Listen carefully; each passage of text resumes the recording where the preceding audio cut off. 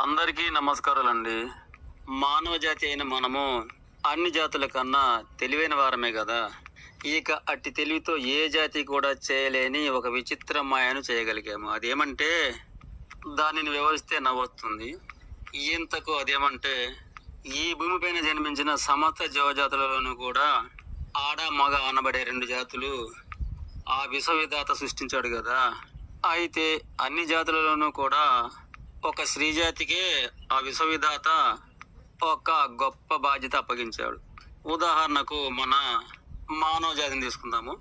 అదేమంటే ఏ జాతిలోనైనా సరే తమలాంటి కదలాడే బొమ్మలను ఒక స్త్రీ జాతి మాత్రమే సృష్టించగలుగుతుంది.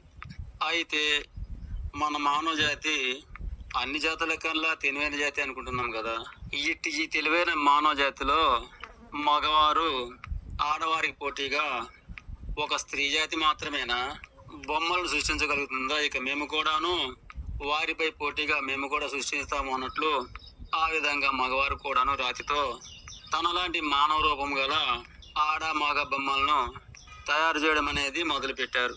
ఇక అట్టి బొమ్మలను కదిలించడం అనేది సాధ్యం కాదని ముందుగా తెలుసుకోలేకపోయారు.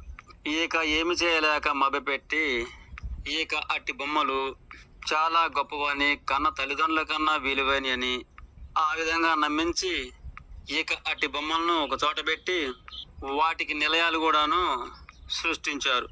ఇక ఇవియే ఎండలు కొట్టించటము, వర్షాలు కురిపించటము, పైరులు పుట్టించటము, పంటలు పండించటము, ఈ విధంగా సమస్త జీవజాతికి కూడా ఇవే ఆకలి ఆపదలు తీస్తున్నాయని, మన మానవులకు కూడాను సర్వ సంపదలు ఇవ్వగలుగుతున్నాయని, సంతానం ఇస్తున్నాయని, పెళ్లిళ్ళు చేపిస్తున్నాయని ఈ విధంగా నమ్మజెప్పి ఇక అట్టి బొమ్మలకు ఇక వాటి ముందు స్త్రీ జాతితో ఎన్నో బూటక తతంగాలు, ఆ విధమైన బూటక తంత్ర తతంగాలను ఎన్నో తరాల నాడే సృష్టించి పాపం వారితో చేపిస్తున్నారు. అయితే ఇటు నిజమనేది ఒక మానవ జాతికి తప్ప మిగతా అన్ని జాతులకు కూడాను మగ జాతి ఏదైనా సరే స్త్రీ జాతి యొక్క త్యాగానికి సరిపోము అనే సత్యము ఖచ్చితంగా తెలుసును. అలాగే మన మానవ జాతికి కూడాను తెలుసు.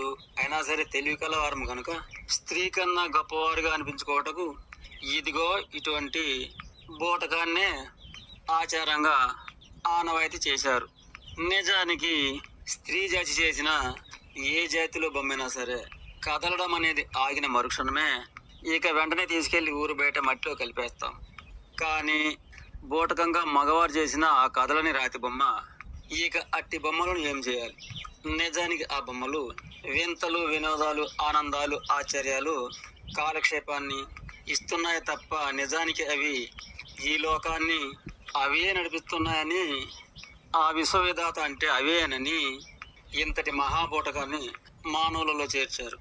ఇదన్నమాట. ఎన్నో తరాల నుండే అలా స్త్రీజాతిపై పోటీగా మగవాడు బొమ్మలను చేసి కదిలించలేక ఇక ఓడిపోయామని ఆత్మలో అంగీకరించి కూడాను ఈ నిజము నాటి నుండి నేటి వరకు కూడాను కళ్ళకు కట్టినట్లే కనిపిస్తున్నా ఇక దానిని ఒక ఆచారంగా నమ్మించి ఇక వాటికి ఎన్నో పరిచర్యలు చేపిస్తూ ఉన్నాము. నిజానికి అట్టి బూటకము నాటకమే తప్ప నిజము కాదు కదా. అట్టి బూటక నాటకము ఓటమితో సమానమే కదా. ఇది నిప్పులాంటి నిజమే కదా.